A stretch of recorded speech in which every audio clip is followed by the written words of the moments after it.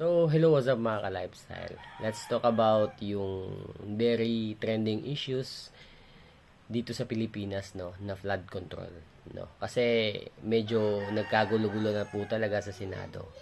Marami ng mga pangalang nadadawit, nababanggit ng mga star witness, Bryce Hernandez, etong si Diskaya, marami na pong mga pangalang dinadawit. And alam ko, yung mga tao is naguguluhan na kung sino ba talaga yung nagsasabi ng totoo or nagsisinungaling. Meron ding mga pangalang lumabas na sobrang bibigat like Senator Joel Villanueva and then Senator Jingo Estrada, no? So, until now, dinidinay pa rin ng dalawa na wala silang ginawang, hindi sila involved sa ganitong klaseng kalaking corruption, ano. Kaya ang daming mga tao ang napapaisip kung sino ba talaga yung nagsasabi ng totoo or scripted ba lang ba talaga yung mga binibigay na pangalan ng mga star witness. Ngayon as of now, meron ding mga aksyong ginagawa. I'm not totally sure if eto nga papalitan na naman daw yung Senate President, no, kasi kung mapapansin nyo naman mga ka-lifestyle, yung Senate President, para sa akin lang to, parang medyo kung tatanungin siya ng mga lawyer, kumbaga paliko-liko yung kanyang sagot, hindi mo maintindihan. Kasi nga naman, for comedian lang po talaga siya, no. Yung tinutukoy ko po si Soto.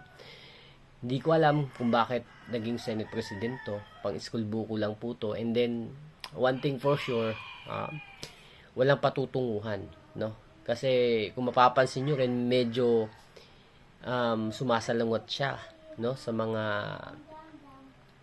mga suggestion ng kanyang mga kapwa senator. Kumbaga, nagiging bias po talaga si Senator Soto. Ganun pa man mga ka-lifestyle, nagkaroon siya ng magandang boto, kaya siguro siya nahalal, no? Nakakadismaya lang. I know hindi lang ako yung nadidismaya kasi alam ko, sa tingin ko talaga, mas matalino or mas may alam po talaga si Chis Escudero. Yun nga lang medyo hindi nila masyadong magets, no?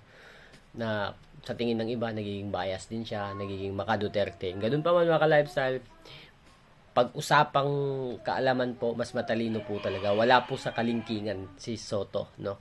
Kung inyong susuriin. And then, lalong-lalo na si Marcoleta. Kung i-compare po natin kay Soto, mas sobrang layo po talaga ng agwat nila. So, ayun, maraming mga na-disappoint po talaga.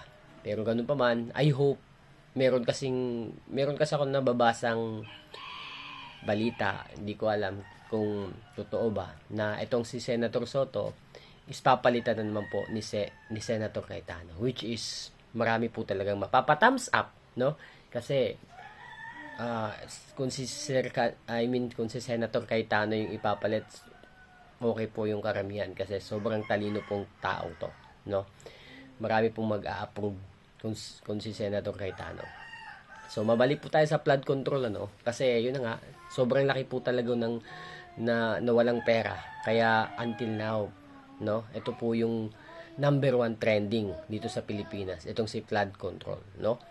Hanggang ngayon, hindi pa rin ma-identify po talaga kung sino yung punot dulo, sino yung nag-approve, kung sino-sino yung mga nabibigyan ng kickback, no? Merong mga sobrang laking pangalan na dadamay, no, na kahit ikaw mismo hindi ka makapaniwala.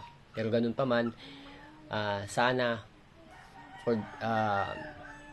malaman na po or lumantad na or sumabog na po talaga yung katotohanan para hindi na maguluhan yung taong bayan, ano? Kasi ito lang po talaga yung sinusubaybayan kong news updates, no, dito sa Pilipinas. And then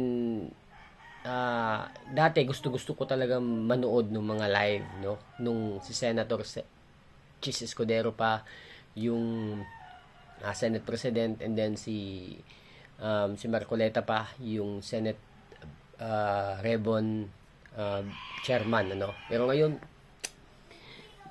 parang hindi ko na gusto manood.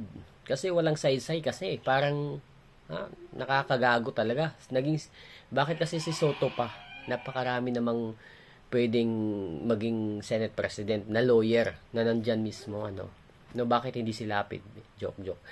Ganun pa mga ka-lifestyle. Wala na tayong magagawa dyan. Sana manaig pa rin po yung katotohanan, ano. Para kahit papano masolusyonan na po yung flood control projects dito sa Pilipinas, mga ka-lifestyle. Gayahin nyo po yung Davao. Sobrang laki ng improvements, no? Sobrang layo po dito sa Luzon. Sobrang layo po ng mga projects doon ni Tatay Diggs, no? Kung i-compare po natin ngayon. Kasi dito sa Luzon, sobrang daming mga buhaya. Yun po yung katotohanan. Imagine how many luxury cars. My God, no? Galing po yung perang yan sa taong bayan. Yun po yung katotohanan, no? Maliban doon, yung mga binibigay nilang mga statement, especially yung mga big names, no? Ewan ko kung scripted lang ba or gawa-gawa lang or meron bang nag-utos na banggitin to, no? So yun yung mga thinking ng mga taong bayan ngayon, no? So isa lang po talaga yung dinadasal po ng taong bayan ngayon, mga ka-lifestyle. Manaig po, lumabas na po talaga yung katotohanan kung sino dapat yung mga panagutin sa ganitong klaseng scam dito sa Pilipinas. Para hindi na dumami pa, no? Yung mga ganitong klaseng corrupt sa Pilipinas, dapat sipain na rin, no? So, yun lang mga ka-lifestyle. And then, I hope mapalitan na rin po sana si Senator Soto. Kasi nakakaawa. Pang school buko lang po talaga to. Pang itbulaga lang po tong taong to, no? Pang itbulaga lang po talaga, no? So, yun lang mga ka-lifestyle. Peace.